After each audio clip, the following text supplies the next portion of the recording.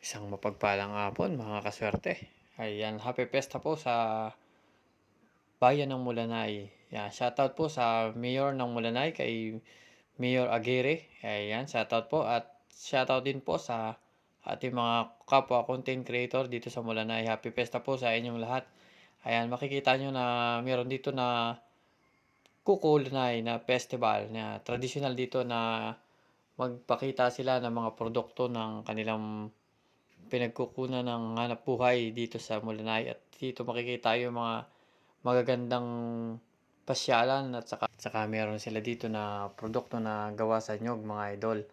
Ayan, ang Mulanay ay kalapit bayan lang natin dito sa Quezon at ang ating bayan ay bayan naman ng Katanawan. Ayan, makikita na natin mga idol ang napakaganda mga kubol nila dito sa bayan ng Mulanay at talagang pinaghirapan nila, pinaganda at makikita ang mga produkto nila tulad ng mga mura, buko, bigas.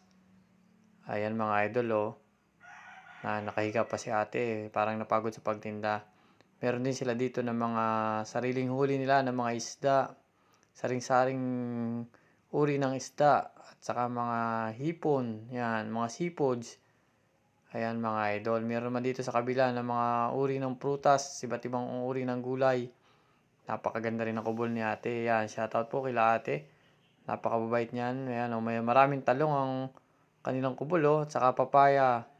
Yan, napakasipag po ng mga tao dito sa Mulanay, mga idol, mga kaswerte.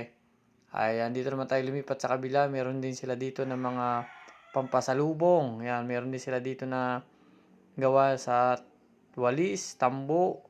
Ayan, iba't ibang klase ng mga produkto na nagmula dito sa bayan ng Mulanay. Wow, napakaganda naman ito mga idol. Makikita mo yung tao na nagsasaka na karabaw at saka tao na gawa lang sa nyog. Ayan, napakalaking nyog naman yun.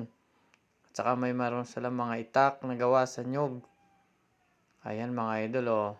Handicrafts kung tawagin dito sa atin sa Quezon. Napaka-unique ng pagkakagawa nito mga idol.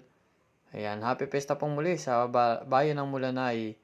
Ayan, God bless po sa inyong lahat and more blessing to come. Ayan, ito po ang bayan ng Mulanay. Napaka tahimik, napakalinis ng kanilang kapaligiran at napakabait ng kanilang mayor. Ayan, shoutout po ulit kay Mayor Aguirre ng Mulanay.